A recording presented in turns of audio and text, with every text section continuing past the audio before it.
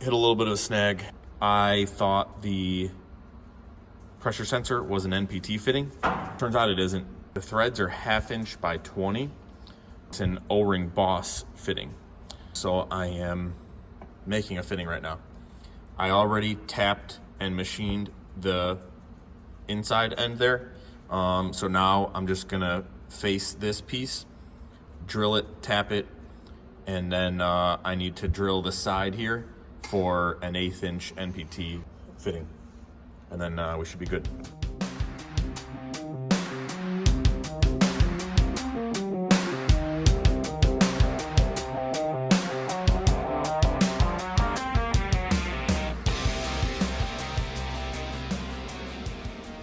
I ended up, I think I took a couple of clips of it and a couple of pictures. So I was wrong. I thought the pressure sensor was an NPT. I thought I saw that somewhere on the forums. Turns out it's not. It's an O-ring Boss fitting. Didn't feel like waiting to order one, so I got to work on the lathe, made one. So now it has both O-rings like the factory and an 1/8 inch port for the turbo feed line.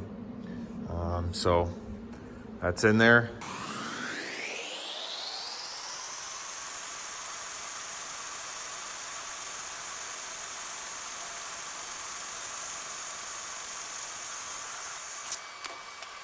Most of the Trask, or should I say all the Trask kits, drain back into the cover here. But with my turbo being in the bag, I didn't want to run it all the way back to the cover. So what I ended up doing, let's see if I can get a light on here. I don't know. Hold on. Wasn't my first choice, but I actually, I don't know if you can really see in there, but so I drilled and tapped the case back into the oil pan basically. So that line goes back to the turbo. Turned out pretty good, I think. I'm pretty happy with it. Doesn't interfere with anything. Hose and fitting are black, so I mean, unless you're looking for it, you won't even really see it. So yeah, we're gonna do the first test fire with the full turbo, well, full turbo kit on, wastegate and everything. Last time I had it running, there were no O2 sensors in it, so all you heard was exhaust leaks. So we'll see how this sounds here. I had to move the O2 sensor bungs. So the Thunder Max uses 18 millimeter, normal car style O2 sensor. The factory Harley header, the bung is back there, so obviously it wouldn't fit in there.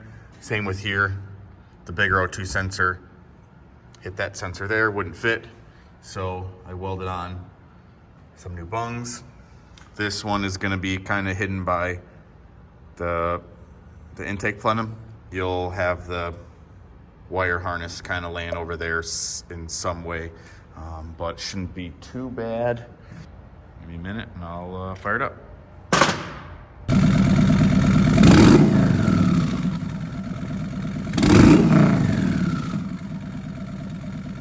Thursday night. Tomorrow was D-Day for me. I wanted to ride it after work. It's supposed to be like 57 tomorrow. Obviously, as you can see, we are not there yet. Had a couple setbacks and some parts didn't show up. Ordered a 2.5 bar map sensor from Thunder Max. They didn't say it was out of stock, so I figured I'd have it by now. Emailed them yesterday. They said they're out of stock. They should have some next week, so hopefully next week sometime I'll have them.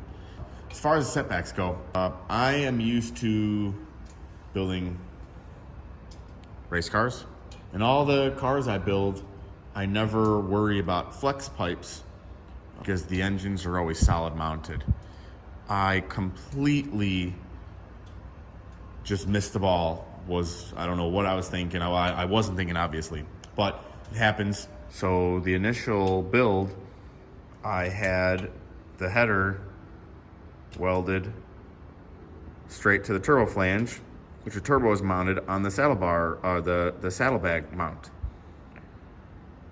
So because the turbo is solid mounted, I had to have some kind of flex pipe. I'm not a fan of flex pipes, but I didn't have a choice with this.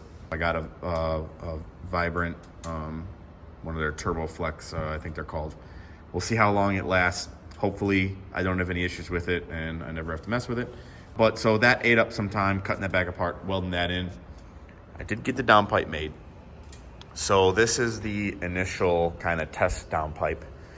I originally also wanted to keep the stock air cleaner just to go along the theme of as stock as possible. It's like a multi-piece plastic design. I couldn't come up with anything I liked to try sealing it up so I could run the turbo to it. That's why I ended up with the aftermarket intake. I built the spacer for it to create an intake plenum. I'll put up some videos of that too and some pictures. Turned out pretty good, pretty happy with it.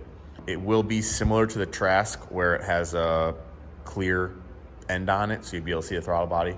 I'm still waiting on some fittings to build a vent kit for it, because obviously you don't want these routed back in with boost, because I need to be pressurizing the heads. So I don't want to do that. It's there. The tool to finish the intake plenum is coming tomorrow. So hopefully I can get that done and connect the turbo to the engine. And then whenever the map sensor shows up, I should have everything done by then. So we're supposed to get a snowstorm this weekend. We'll see if it happens or not. I'm hoping it doesn't. This is a Chinese turbo, so that's really the only part that worries me. But I didn't know how everything was gonna work, if I was gonna get everything to fit. So I didn't want to spend a bunch of money on a turbo not knowing how everything was gonna work. So if I do have an issue with this turbo, or it doesn't perform well, or I have any issues,